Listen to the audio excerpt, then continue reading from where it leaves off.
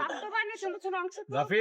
নতুন মন্তব্য শুরু করতে হবে। দেওয়া আছে, বিএনপি কোলাইশন বাস্তবায়ন করবে, এটাতে দৃঢ় প্রতিজ্ঞ। আপনারা একটু পড়ে দেখুন বিএনপির অবস্থাটা।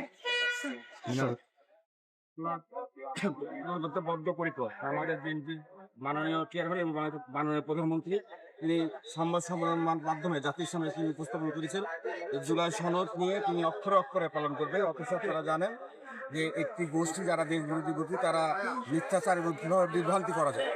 আপনারা জানেন যে 17 অক্টোবর যখন জুলাই সনদ স্বাক্ষর করা হয় 30টি নিবন্ধী রাজনৈতিক দলকে সেখানে ডাকা হয়।